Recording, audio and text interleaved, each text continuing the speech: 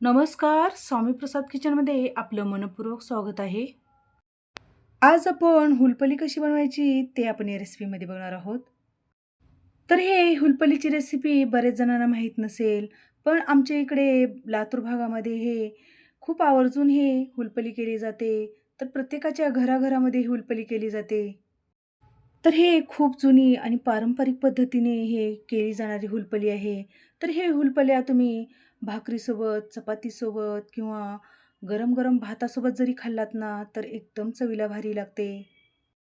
तर अशाच पारंपरिक आणि गावरान पद्धतीने केलेल्या आपल्या रेसिपीज पाहण्यासाठी तुम्ही माझ्या चॅनलवरती जर नवीन असाल, तर स्वामी प्रसाद किचन या चॅनलला तुम्ही एक लाईक, शेअर आणि सबस्क्राईब करा आणि बाजूची बेल घंटा नक्की क्लिक करा. तर घरामध्ये भाजीला जर काही नसेल, तर तुम्ही अशा पद्धतीने हुलपली करून बघा. चवीला एकदम भारी लागते. चला तर मग वेळ न घालता आपण रेसिपीला सुरुवात करूया. तर इथे हुलपड्या बनवण्यासाठी लागणारं साहित्य बघूया. तर इथे चिंच आणि गूळ मी एक अर्धा तासासाठी गरम पाण्यामध्ये भिजू घालून ठेवलेलं आहे. 1 वाटी शेंगदाणे घेतलेले आहेत आणि 1 वाटी हरभऱ्याची डाळ घेतलेली आहे. उभ्या स्लाइसमध्ये एक मोठी वाटी कांदा चिरून घेतलेला आहे. बारीक चिरून घेतलेली कोथिंबीर घेतलेली आहे आणि एक मोठी वाटी इथे बेसनचं पीठ घेतलेलं आहे. एक अर्धा चमचा जिरं घेतलेलं आहे, अर्धा चमचा मोहरी, अर्धा चमचा हळद पावडर घेतलेला आहे आणि चवीनुसार लाल मिरची पावडर घेतलेली आहे. एक 15 ते 20 इथे लसणीच्या पाकळ्या घेतलेल्या आहेत आणि 1 इंच आलं बारीक स्लाइसमध्ये कट करून घेतलेलं आहे आणि चवीनुसार मीठ घेतलेलं आहे. तर सगळ्यात पहिल्यांदा आपल्याला इथे हरभऱ्याची डाळ घेतलेली आहे. ते हरभऱ्याची डाळ एका डिशमध्ये घालून घ्यायचं आहे आणि शेंगदाणे पण आपल्याला एका डिशमध्ये घालून घ्यायचं आहे आणि आपल्याला हे हरभऱ्याची डाळ आपल्याला हाताने अशा पद्धतीने पाणी घालून चोळून हे हरभऱ्याची डाळ स्वच्छ पाण्याने धुवून घ्यायचं आहे आणि यामधलं पाणी काढून घ्यायचं आहे आणि शेंगदाणे पण आपल्याला थोडंसं एक पाण्यामध्ये आपल्याला स्वच्छ पाण्याने धुवून घ्यायचं आहे. तर हे दोन्ही जिन्नस छान धुवून घेतलेले आहेत. तर यामध्ये आपल्याला हे डाळ आणि शेंगदाणे आपले छान बुडेल इतपत पाणी घालून घ्यायचं आहे आणि एक अर्धा तासासाठी आपल्याला हे भिजू घालून ठेवायचं आहे. तर यावरती झाकण ठेवून हे बाजूला काढून ठेवूया. हे भिजेपर्यंत आपण हुलपली करणार आहोत. त्यासाठी आपल्याला फोडणी द्यायचं आहे. तर गॅसवर इकडे कढई ठेवलेली आहे आणि कढईमध्ये एक 3 ते 4 चमचे इथे तेल घालून घेतलेलं आहे. तेल कडकडीत गरम झाल्यानंतर त्यामध्ये मोहरी घालून घेतलेलं आहे. मोहरी छान तडतडायला लागली की जिरं घालून घेतलेलं आहे. जिरं छान फुलवून द्यायचं आहे. नंतर त्यामध्ये आपल्याला आलं आणि लसूण खलबत्त्यामध्ये बारीक कुटून घेतलेलं आहे आणि कुटून घेतलेलं आपल्याला आलं आणि लसणाची पेस्ट आपल्याला यामध्ये घालून घ्यायचं आहे आणि आपल्याला मंद गॅसवर आपल्याला हे आलं आणि लसूण छान गोल्डन कलर येईपर्यंत छान परतवून घ्यायचं आहे. थोडंसं आलं लसूण परतल्यानंतर यामध्ये कढीपत्त्याची पानं घालून घ्यायचं आहेत आणि छान कढीपत्ता आपल्याला यात फोडणीमध्ये परतवून घ्यायचा आहे. तर इथे आपलं आलं, लसूण आणि कढीपत्ता छान परतला गेलेला आहे. तर यामध्ये आपल्याला लाल मिरची पावडर घालून घ्यायचं आहे आणि हळद पावडर घालून घ्यायचं आहे. तर लाल मिरची पावडर तुमच्या आवडीनुसार कमी जास्त करून घेऊ शकता. नंतर यामध्ये थोडीशी कोथिंबीर घालून घ्यायचं आहे. तर वरून सजवण्यापेक्षा फोडणीमध्ये जर कोथिंबीर घातला तर एकदम हुलपली आपली चवीला छान होते. तर इथे आपली मस्त फोडणी तयार झालेली आहे.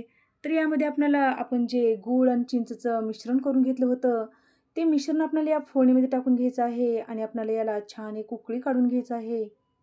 कधीही चिंच आणि गुळाचं मिश्रण आपल्याला फोडणीमध्येच टाकायचं आहे, म्हणजे चवीला हुलपली एकदम भारी होते. तर इथे छान आपली ह्या चिंचेला आणि आपल्या गुळाच्या मिश्रणाला छान उकळी आलेली आहे. नंतर आपल्याला यामध्ये पाणी घालून घ्यायचं आहे.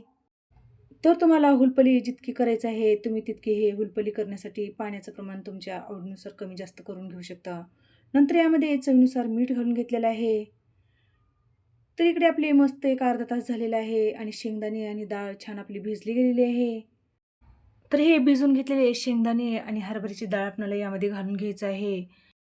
तर हे हरभऱ्याची डाळ आणि शेंगदाणे घालून घेतल्यानंतर मस्त आपल्याला या पाण्याला छान उकळी काढून घ्यायचं आहे. तर यावरती एक झाकण ठेवून आपल्याला दणदणीत एक मस्त आपल्याला याला छान उकळी काढून घ्यायचं आहे. उकळी येईपर्यंत आपण जे बेसनचं पीठ घेतलेलं आहे ते एका डिशमध्ये घालून घ्यायचं आहे.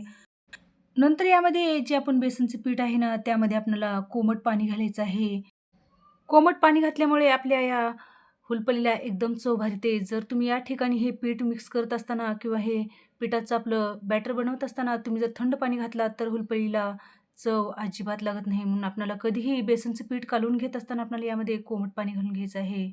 पाणी घालून आपल्याला अशा पद्धतीने मिक्सरने किंवा एखाद्या पळीने आपल्याला हे याच्या गुठळ्या मोडत आपल्याला हे पीठ तयार करून घ्यायचं आहे. तर बघितलात तुम्ही अशा पद्धतीने पूर्णपणे या पिठामधल्या गुठळ्या मोडल्या गेलेल्या आहेत आणि मस्त आपले इथे पातळसर बेसनचे पिठाचं आपलं इथे मिश्रण बनवून तयार झालेलं आहे आणि पूर्णपणे यामधल्या गुठळ्या मोडल्या गेलेल्या आहेत. तर इकडे आपलं झाकण काढून बघूया. तर इथे आपली मस्त या पाण्याला पण छान उकळी आलेली आहे आणि यामधले शेंगदाणे आणि डाळ छान शिजले गेलेले आहेत. तर पहिलंच आपण हे शेंगदाणे आणि डाळ भिजवून घेतलं होतं म्हणून एकदम पटमने 1 ते 2 उकळीमध्ये मस्त आपली हे शेंगदाणे आणि डाळ शिजली जातात.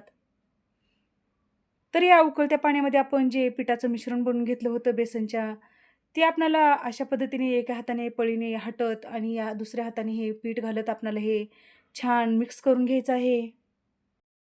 तर अशा पद्धतीने एका हाताने पीठ घालत आणि एका हाताने असे पळीने ढवळत जर असं आपण जर हे मिश्रण घातलं, तर यामध्ये अजिबात गुठळ्या होण्याची शक्यता नसते. म्हणून अशा पद्धतीने आपल्याला सतत पळीने ढवळत आपल्याला हे पिठाचं जे मिश्रण करून घेतलेलं आहे, ते सगळंच आपल्याला यामध्ये घालून घ्यायचं आहे. आणि छान पळीने आपल्याला अशा पद्धतीने मिक्स करत आणि सतत बुडापासून ढवळत आपल्याला हे छान मिक्स करून घ्यायचं आहे. तर या ठिकाणी हुलपली करत असताना तुम्हाला हुलपली घट्ट, पातळ जितपत पाहिजे असेल, त्या पद्धतीने तुम्ही या ठिकाणी बेसनचं पीठ घालून घेऊ शकता. तर सहसा तर अशा पद्धतीने थोडी घट्टसरच ही हुलपली असते. तर हे बेसनचं मिश्रण घालून घेतल्यानंतर या स्टेजला आपल्याला इथे जे आपण उभ्या स्लाईसमध्ये जे कांदा कट करून घेतलेला आहे, ते कांदा आपल्याला या हुलपलीमध्ये घालून घ्यायचा आहे. असा कच्चा कांदा या स्टेजला जर तुम्ही घातलात, तर हुलपली खाताना जो दाताखाली कांदा येतो, ते एकदम चवीला भारी लागतं. म्हणून अशा पद्धतीने आपल्याला कच्चा कांदाच हुलपलीमध्ये घालून घ्यायचा आहे. तर आपल्याला हे एक 5 ते 10 मिनिटासाठी आपल्याला हे हुलपली छान शिजवून घ्यायचं आहे. तर इथे मी थोडीशी कोथिंबीर टाकून घेतलेलं आहे आणि छान आपल्याला हे हुलपलीमध्ये मिक्स करून घ्यायचं आहे. हुलपली शिजवत असताना आपल्याला मंद गॅसवरच आपल्याला हे एक 5 ते 10 मिनिटं आपल्याला हे हुलपली छान शिजवून घ्यायचं आहे. तर हे हुलपली शिजवत असताना आपल्याला अशा पद्धतीने अधूनमधून सतत आपल्याला हे पळीने आपल्याला हे हुलपली ढवळून घ्यायचं आहे. म्हणजे या ठिकाणी हे बेसनचं पीठ बुडाला चिटकणार नाही किंवा तळाला चिटकणार नाही.